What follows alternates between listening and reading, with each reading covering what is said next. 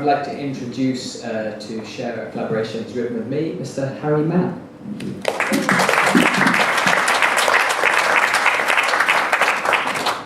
Hello. In classical enemies fashion, we met for the first time today. We did. We met an hour ago. I met Harry, who's selling pickled eggs in Ledbury High Street. And he needed a collaborative partner, and I thought, this man's got nice pickled eggs. I asked him if he was poet. He said, yes, we wrote this, and here we are. 3 for a quid. 3 pickled eggs for a quid. Yeah. It's bargain. This poem is called I Don't Want to Work with Harry. A letter to Harry that is travelling in the physical mail as we speak. As we speak in this hall, in this town, within this festival, which is a space of the mind, not of the body. For as we move into the future and the planet disintegrates, our mail will once again become physical.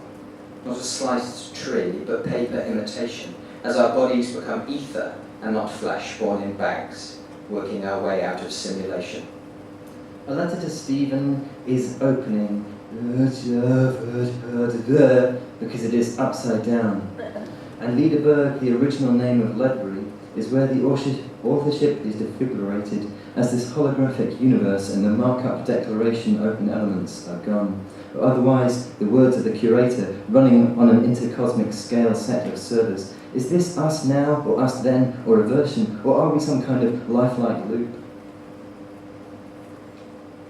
Electronic mail becomes so neon, in such volume, that a whole generation die of unanswering.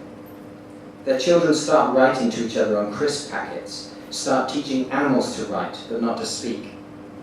They are led by the Samoan who collects bird skulls, and Thoth, who reads a lot, and knows there are no rules in letters or in poems. Consider looking electronic mail in the fibre optic eye, and its high-frequency flashes. I cannot smell the room, the sorting office, nor detect the quiver of a letter T, the emotional velocity of your writing. Consider, instead of regards or best or thanks or many thanks, the words raw credits. The electronic mail's offspring write data packet songs, such secure sockets layers that shake hands to the burgeoning sound of each other's funeral music and explode into snow. Email we must think of as jinn, the unbelievers in the true credo of offer codes. Thoth writes to Anubis. He asks him, is this merry Harry Mann qualified? Yes, he is the response. He's been to Struga, Rotterdam, loads of big festivals. You should follow him. He's decent as a human and he has talent, and he's sitting, squatting, right in the heart of the Ven. Take him on, trust him, he will reward you. But I've never met him, responds Thoth. So after careful deliberation, I'm going to award the prize to someone whom I already know, who is safe and who gives me safe words, together, connected, in conversational sentences. Ah, says Anubis, because facing the chaos of existence. Have you not been sleeping, interrupts Thoth, because, Anubis continues, facing chaos, you like those who try and comfort with their poems? Mimosity recalls S.J. Fowler. I feel as though I know the name. Look how many times Stephen Fowler has been nominated for awards without winning. Is this his cachet, asks Crepitus, the Roman god of poo, judging whether his fork will enter through the horizontal or diagonal plane of a moving roulade. To prize givers, Fowler is the shop entered with a reason and left without one. How does he do it? Mayakovsky, the Dissenters Gallery, a new collection of poetry, this Enemies Project, and 7 others, all in the same year. I don't know, says Milesny. She says, how do you? Then she says almost distantly, I gave him the power of speech. See how he makes it catch the air. Oh.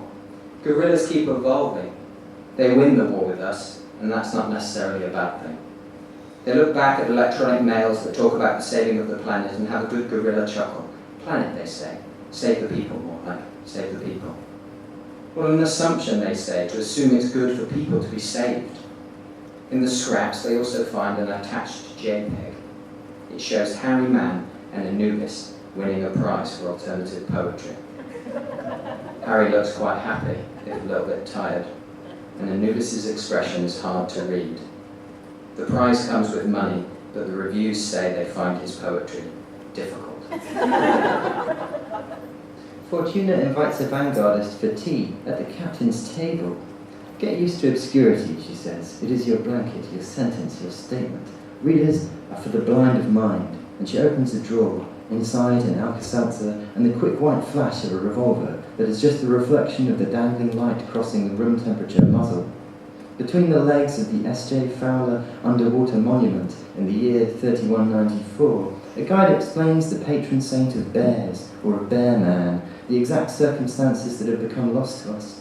She disentangles the microphone from the breathing apparatus. Anyway, she grunts into the oily water. We have to use the power of our imaginations. Thanks very much.